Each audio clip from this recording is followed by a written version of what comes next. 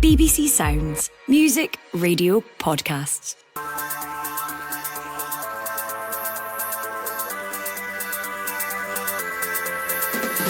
Hello, I'm Andy Burke and this is the Scottish Football Podcast. All the news, views and analysis you need on Tuesday the 1st of April. Let's clean up the debris of a dramatic weekend. Oh, he's tucked it home! That is a beautiful finish from Cyril Dessers! It is absolutely bedlam in the away end! There was plenty of drama to chew over, and it wasn't just in Scotland that there were Scottish football stories. Gilmour shoots and scores!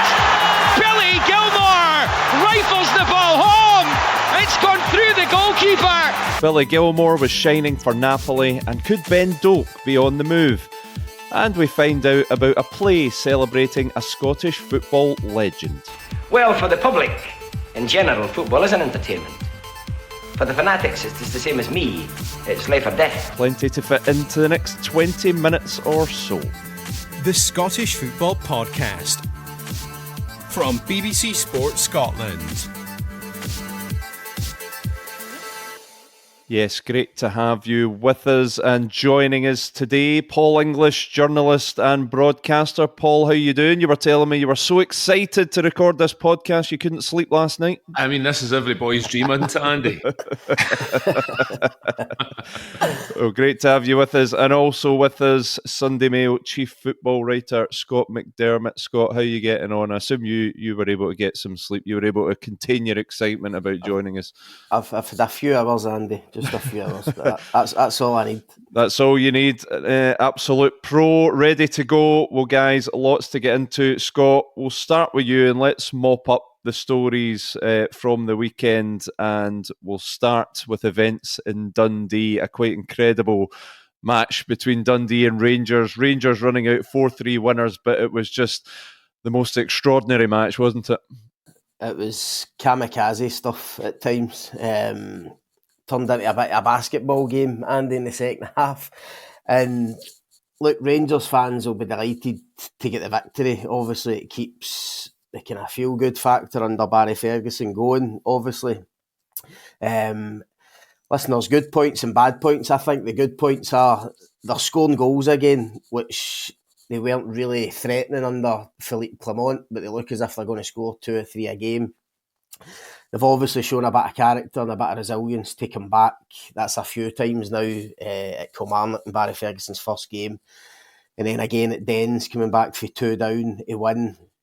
But the negatives are they can't give teams 2 goals a start in every game. I think the defending, despite going to a back 5 in most of these, or some of these games, the defending looks arguably even worse than it has been. And also, I think Barry Ferguson touched on it after the game. He mentioned bad habits coming back, and I agree with him. He's not daft. He knows he's delighted with some of the results, but he knows the performances still aren't there. Obviously, the one blot was losing to Motherwell at Ibrox, which was a horrendous performance when you think back. And I've got a thing about these players, and I think these players, they've been so up and down the last 4 or 5 years. The minute you start to think that they've turned a corner and they've cracked it, I think they'll invariably let you down, because I don't think mentally they're strong enough to go and win trophies and titles. I think that's been proved. So it's all a bit wild at the moment for Rangers. It's a bit of a roller coaster ride with Barry Ferguson. Obviously, they've got the European tie coming up very shortly. But no, don't think for a minute that everything's turned round and everything the garden's rosy, because I don't think it is. Yeah, and Cyril Dessers coming up with a winner, Scott, and he has such a curious case, isn't he? If you'd told Rangers fans you're going to sign a striker that will have 23 goals before March is out, you'd probably bite your hand off. For a player of that calibre, he comes up with a winner, but only after, I think it was 12 attempts on goal.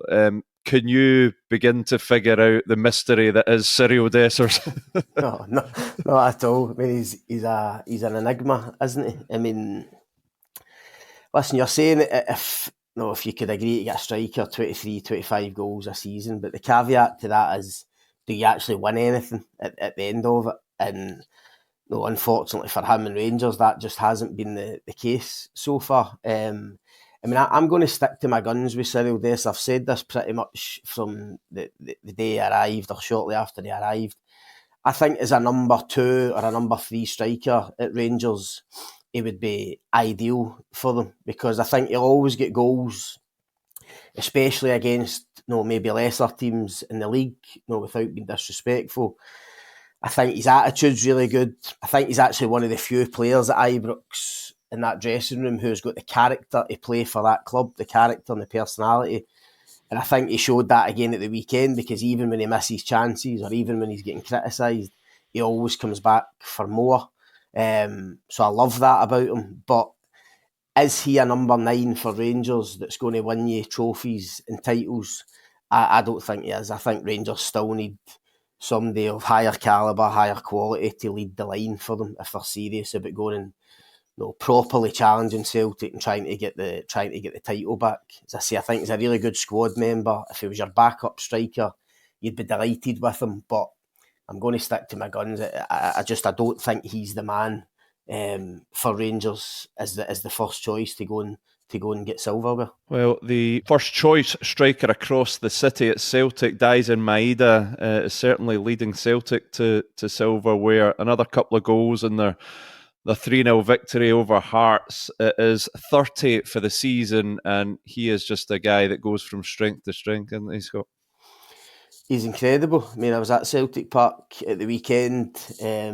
Obviously started through the middle, which seems to be his position now. And again, Hearts just couldn't deal with him in terms of his movement, his pace, his relentless work rate, his relentless willingness to go and press. The first goal, I have to say, the pass for Callum McGregor is just sublime. And people talked after the Old Firm defeat about how much Callum McGregor was missed. I think you saw in the first 45 minutes in the weekend how he was missed. Not just in the pass. The pass was brilliant, but Hearts tried to press Celtic high up the pitch in a similar way to Rangers did. I'm convinced that Neil Critchley looked at the Rangers game and thought, we're going to go with that approach, 5 at the back, try to press really high, play with intensity. First 10 or 15 minutes was actually quite similar to the Old Firm game, where Hearts were kind of camped in Celtic's half, but couldn't get the goal. Celtic had to come up with solutions, and for me, Callum McGregor was the guy that came up with the solutions to get them out of that press, and that was proved in the first goal. And that's what they couldn't really do against Rangers. And it's no a slight against Arnie Engels, who was playing in that position, but he's just not got the experience or the nous or the know-how of this fixture that Callum McGregor's got. But no, look, Maeda, another 2 goals, 30 for the season. How many games left? 7 games left. You wouldn't put it past him getting 35, 36 maybe, if you a couple of cup games thrown in as well. So an unbelievable campaign for him, and I'm sure Paul would agree. I mean, he's going to be hands down player of the year in Scotland for me. I don't think there's anybody that comes close. Absolutely. Yeah, I am. At one point, I was calling it months back, Scott, actually, that I thought Maeda was going to be player of the season for Celtic, and that was before Kyogo left, when he was still playing out wide.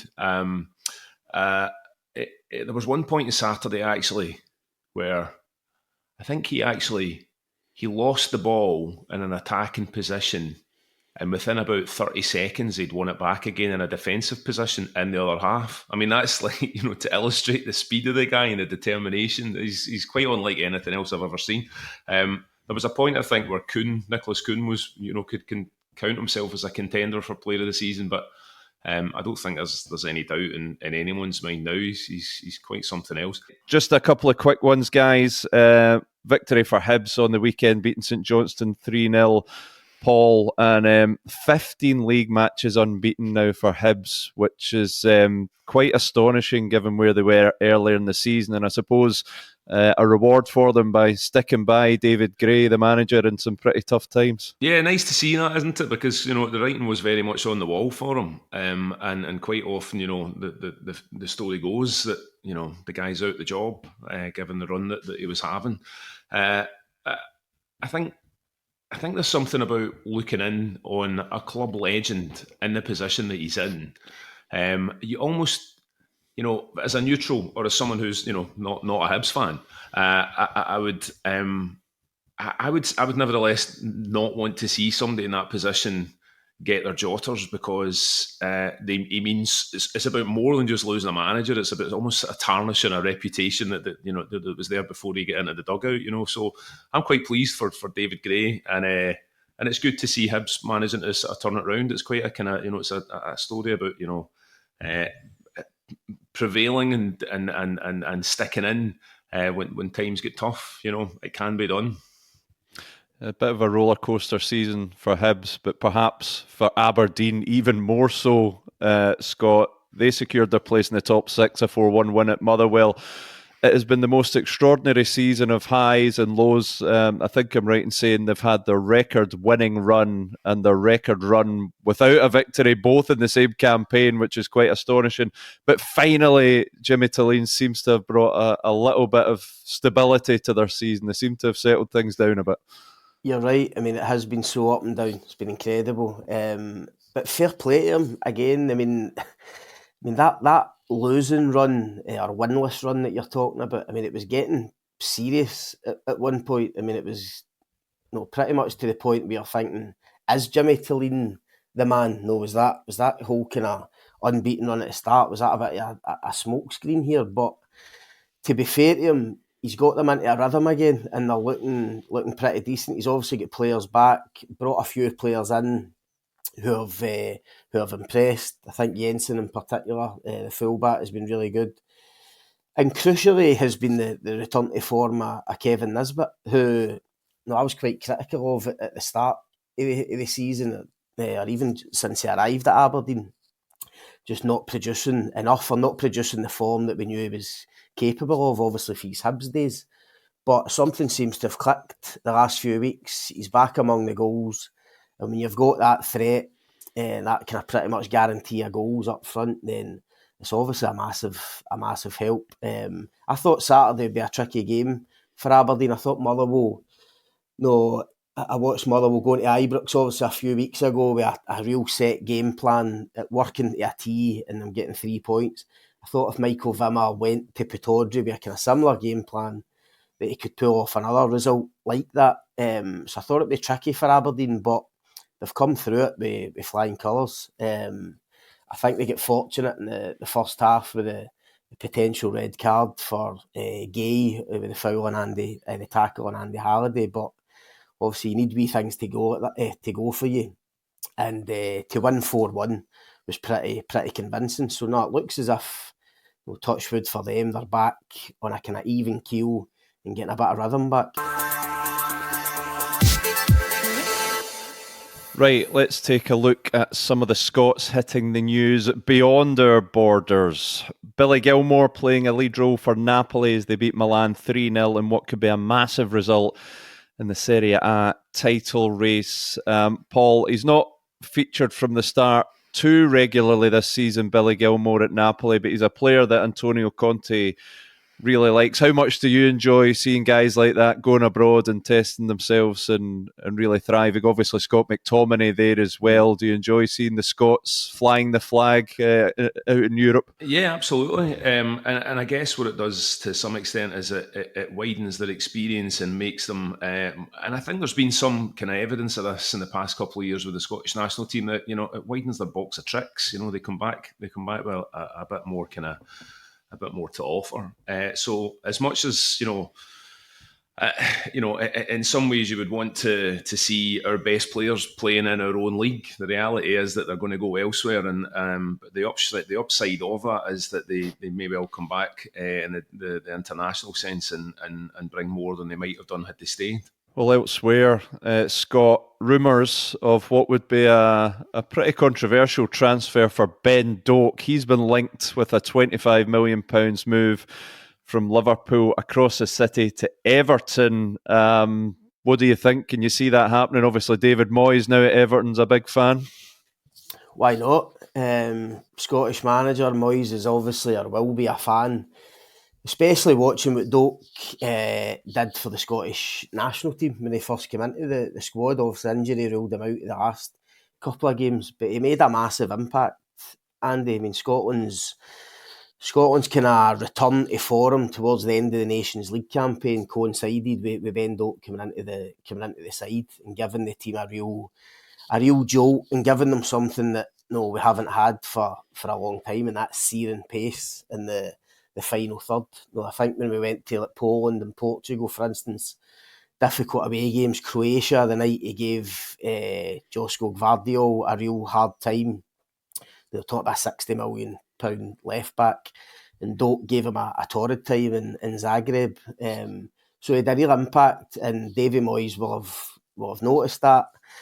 It looks as if he's going to be available from Liverpool. He's had a really productive loan spell at Middlesbrough, which again has been kind of derailed by injury, which is a slight worry for him because you need him to stay fit and healthy and on form. I think he's due back relatively soon. But no, listen, loads of players. It's maybe a bit different, Liverpool and Everton to up here. You do get loads of players that have played for, or a lot of players that have played for both teams. So it'd be a massive move for him, but one which ultimately I think would benefit him, especially when Moyes there, and hopefully benefit the national team in the long term as well.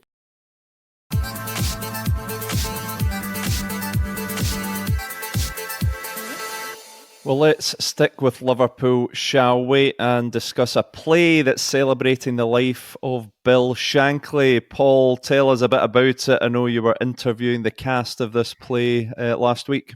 Yeah, that's right. I went down to the Royal Court Theatre down in Liverpool to speak principally to Peter Mullen, who is playing Bill Shankly. The play's called Red or Dead, and it's an adaptation of the David Peace novel, which is a kind of fictionalised account, really, of Shankly's life and career, and tells of the impact that he made not only on the team at Liverpool back in the late 1950s through until the 1970s, but also the kind of the way that kicked on into the community and helped I suppose, designed to some extent the kind of revival that Liverpool experienced in a wider kind of cultural sense in that period, which of course, it was the hottest place on planet Earth at that time culturally, with the rise of the Beatles and everything that came with that. So yeah, it's a really emotional piece, actually, from what I've seen. I only sat in some of the dress rehearsals after the interviews, and it's really about community as much as it's about football. But one of the reasons I went down is because it's quite interesting to see a cast that's led by Peter Mullen, but also Alison Mackenzie, who's playing Peter's wife, who's known to people from the likes of River City and Line of Duty. Keith Fleming, who plays Jock Stein. He's known to folk from Outlander, and Gordon Kennedy, also River City, absolutely, and Robin Hood. He's playing Matt Busby. So it's a terrific Scottish cast telling a really integral Scottish story in the city of Liverpool. The names you've mentioned there, Bill Shankly, Matt Busby, Jock Stein, it's a kind of Mount Rushmore of Scottish football managers, isn't it? Throw in Sir Alex Ferguson, you probably complete the set.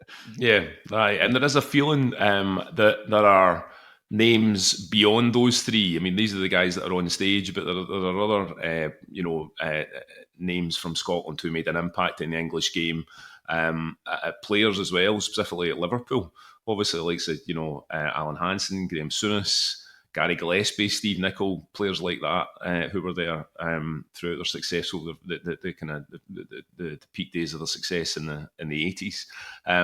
But yeah, it's a real it's a celebration of what Bill Shankly did for the club. mean, I had no idea. I learned things about this from the time that I was down there speaking to them. I had no idea that Liverpool were in the second division at that point, and that Shankly rose them not only to win that title, but several first division titles. He landed them a UEFA Cup and a couple of FA Cups, and really kind of put them on a pedestal that they've never really come down from since then. And I think that's the reason why, obviously, he's held in such high esteem, and why Peace wrote this novel, and why this play is now packing them in, as it turns out, down in Liverpool. Is the play likely to come to Scotland? Well, this is the big question, Scott. I mean, I think there's an appetite. I've been asked by certain people in that kind of world whether or not, it could be something that might work in the theatres in Scotland. Having seen what I've seen, and I'm actually going down this weekend to see the full thing properly, I don't think there's any doubt about it.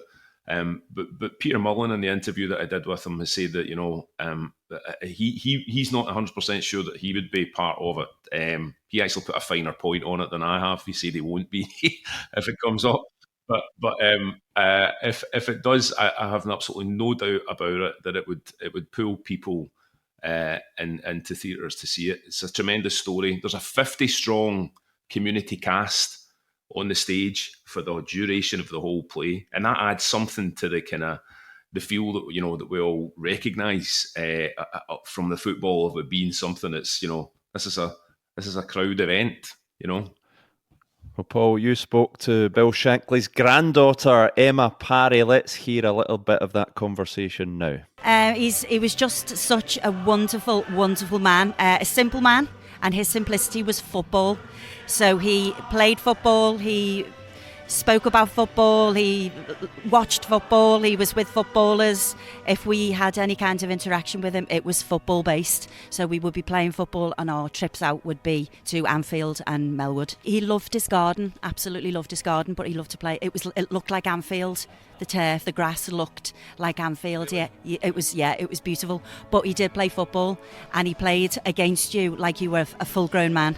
So if I was a 6-year-old girl in goal, he was scoring a goal. So he would hit it with some dynamic force, which would usually knock me into the goal. And if I was injured, or I didn't want to play anymore, or I at least looked like I was about to cry, I was sent off. No mercy. Absolutely no mercy. What do you think he would make of this? Again, it's the simplicity of it. I've read the book. I've not seen any of the scenes, and I've not heard Peter's voice neither, so I am really looking forward to that. He was very anxious about, honing it, getting it right. So I am looking forward to see how it looks. He was a private man. He was vivacious, and again, it was his love of football, so it'll be great to see how the book's turned out as an adaptation for the play. And I suppose what an amazing thing to have in your family, because, to the football world, your grandfather is and was a legend. To you, he was granddad.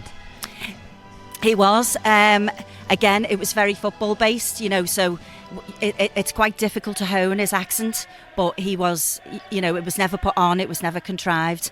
And if he took you to bed and read you a bedtime story, it was exactly that same voice that would try to get you off to sleep, because it sounded like he was shouting at you before you were going to sleep. How aware were you of your granddad's background as a man from Ayrshire and so on? Did that kind of feature in your perception of who he was? It was. I suppose it was more about his work ethic. All of his children and his grandchildren all love to work, and I suppose that part of his Scottishness was drilled into us. If you're going to be anything, make sure you're the best at it, and and we inspire that with our children as well. We're sitting here in the Royal Court just now. The show's about to go up for the next few weeks, but so far this is a Liverpool run and a Liverpool run only. Would you like to see it in Scotland? Would he like to see it in Scotland? Should it be shown in Scotland? Oh, absolutely. As much as he said he was an adopted Scouser, he was inherently Scottish. He loved everything about Scotland. It was a beautiful place. And yeah, it should definitely go to Scotland. It should go, absolutely. It should tour around Britain. As I say, the excitement to see it is really overwhelming. Yeah, Bill Shankly's granddaughter talking there about potentially bringing the play to Scotland. But Scott, I just want to ask you, but Bill Shankly's one of those guys, and his greatest feats were long before we were around, but he just is one of those legends of the game that not only brought success to a club, but kind of came to embody it.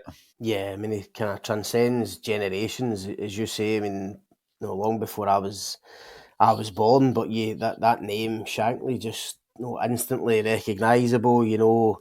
Instantly how big an impact he had. As Paul says, not just in Liverpool as a club, but in the city. And listen, as a Scot, it just makes you feel proud of these guys, because pretty much all the names we've mentioned there came from working class communities, and to have the impact on a global sport like they did, it's just incredible. You think the kind of small places and towns and villages that these guys came from, and ultimately, I suppose, I think their biggest quality was just, and it's probably for any manager even now. I say now the successful managers are the guys that get people playing for them.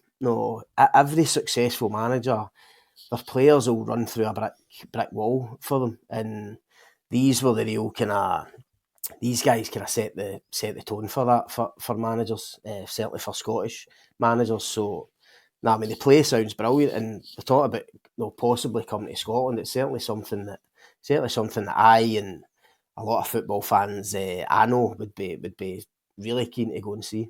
He's still very much revered down in Liverpool, isn't he, Paul? They still sing his name and still worship down there to this day. Yeah, yeah. And when I was there, it was a very brief visit, but in the few people that I mentioned, just in passing, what I was down to do, they were all, and these wouldn't necessarily be people that were football fans. They'd just be people I'd be passing, coming out of the hotel or picking up my lunch or something like that. People knew exactly what I was talking about.